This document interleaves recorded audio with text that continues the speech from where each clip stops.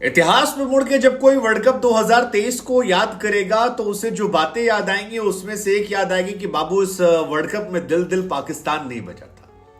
इस world cup में इमामुल हक को प्रोटीन नहीं मिला था, उन्हें काफ्स खाकर बैटिंग करना पड़ रहा था। इस वर्ल्ड कप में पाकिस्तान क्रिकेट टीम को टाइट सिक्योरिटी की वजह से बहुत परेशानियों का सामना करना पड़ा था। इंडिया को स्पेशल बॉल दी जा रही थी जिससे उनकी इनस्विंग आउटस्विंग जो है वो ज्यादा तेज हो रही थी। लेकिन इन सबसे बड़ा कांड जो हुआ है वो हुआ है एंजेलो मैथ्यूज को लेकर। श्रीलंका वर्सेस बांग्लादेश मैच दिल्ली के अरुण जेटली स्टेडियम में, जहां पर फॉग के बीच में कई लोग मास्क लगाकर नजर आए। लेकिन बाबू जो कुछ हुआ है उसने लंका लगा दी है एक नए तरह की चर्चा को लेकर, लंका लगा दी है एक नए तरह के विवाद को लेकर, और यह सवाल खड़ा कर दिया है कि क्या क्रिकेटिंग स्पिरिट सही है या रूल रेगुलेशन नियम कायदे कानून जो है उसके तहत जो होता है वो सही है। कहानी यह है कि एंजेलो मैथ्यूज बल्लेबाजी करने आए। बल्लेबाजी करने जब पहुंचे तो बड़े आराम से आ रहे थे। रास्ते में उनको रियलाइज हुआ कि उनका जो हेलमेट है वो टूटा हुआ है, और उस टूटे हुए हेलमेट को फिक्स करवाने के लिए उन्होंने दूसरा हेलमेट मंगवाया। दूसरा हेलमेट आ रहा था। इधर बांग्लादेश को लगा कि बाबू 2-2.5 मिनट से ऊपर हो गया, अब ये तो ज्यादा हो रहा है। शाकिबुल हसन गए और गोलू अंपायर के पास कहा कि बहुत देर लगा रहा है लड़का, ये क्या हमको आउट दोगे? उन्होंने कहा जी ले लो, थैंक यू सो मच। और इसी के बाद कांड हो गया। मतलब एंजेलो मैथ्यूज का दिमाग से एंजेलो मैथ्यूज ने कहा बाबू ये कैसी आप पाए? अरे यार हमारा हेलमेट टूटा था, कई बार गेंदबाज होता है उसका जूता फट जाता है तो तुम उसे दोबारा मौका देते हो। मत करो यार, ये सब गंदा काम है, अच्छी बात नहीं है, हमको दोबारा मौका दो। एंजेलो मैथ्यूज ने इसके बाद शाकिबुल हसन से रिक्वेस्ट किया कि देखिए मैं आपसे रिक्वेस्ट कर रहा हूं कि आप इस कॉल को वापस ले लीजिए, अगर आप वापस ले लेंगे तो मैं सरवाइव कर जाऊंगा और ऐसा मत कीजिए। लेकिन शाकिबुल हसन ने वो अपील वापस नहीं ली, और उसका असर ये रहा कि एंजेलो मैथ्यूज दुनिया के वो पहले बल्लेबाज बन गए हैं जो टाइम आउट की वजह से इंटरनेशनल क्रिकेट में बाहर हुए, 0 पर।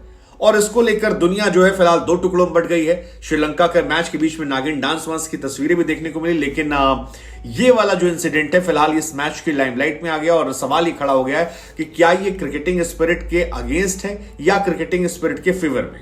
हालांकि कई खिलाड़ी ऐसे हैं जिन्हें लग रहा है शाकिब ने क्रिकेटिंग स्पिरिट के खिलाफ डिस्परेशन में किया क्योंकि वो चैंपियंस ट्रॉफी को क्वालिफाई करना चाहते हैं। तो कई ऐसे भी हैं जिनका मानना है कि इसमें कुछ गलत नहीं है, ये वही है जो सही है। मतलब अश्विन ने भी किया था मैनकेट तो वो भी सही था।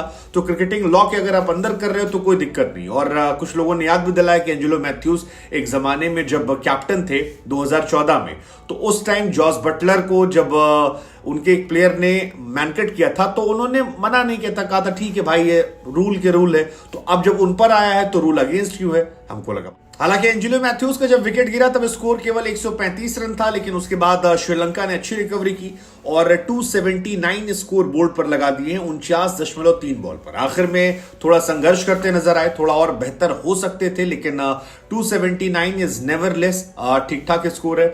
अब उनकी गेंदबाजी के ऊपर है और एंजेलो मैथ्यूज के जज्बे के ऊपर है, जहां पर शाकिबुल हसन की टीम से बदला लेने जाते हैं। क्योंकि अगर यहां पर बांग्लादेश हारी तो एक तो वो चैंपियंस ट्रॉफी से बाहर होने के कगार पर आ जाएंगे, बहुत चांसेस उनके हैं चैंपियंस ट्रॉफी से बाहर होने के। दूसरा, नागिन डांस की पराकाष्ठा हो जाएगी, श्रीलंका वाले गजब का नागिन डांस करेंगे और चिढ़ा चिढ़ा के खून पी जाएंगे।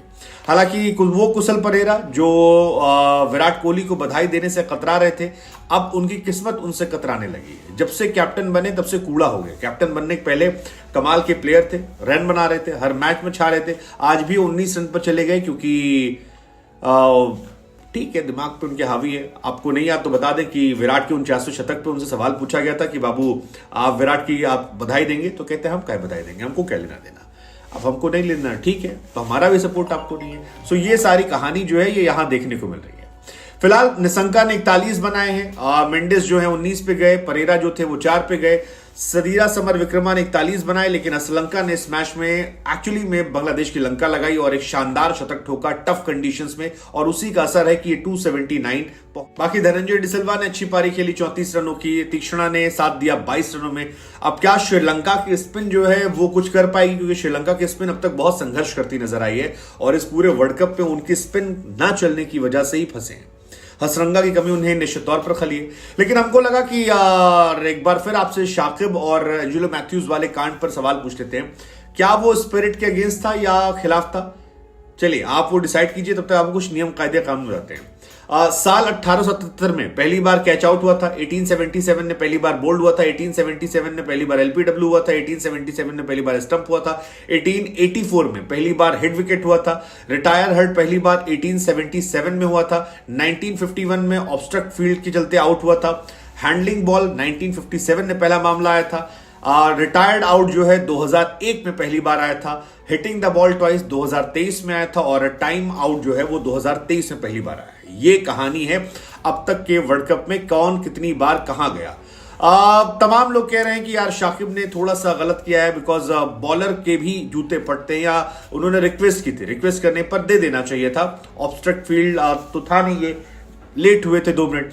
कई लोगों का मानना है सही है। हमको लगा हम आपसे पूछते हैं कि आपका इस पर टेक क्या है, क्या ये सही था, क्या ये गलत था और गलत सही क्यों था। डेल स्टेन का मानना है कि ये कूल नहीं था, ये डेल स्टेन ने ट्वीट करते हुए लिखा है। आप इस पर क्या सोचते हो और क्या श्रीलंका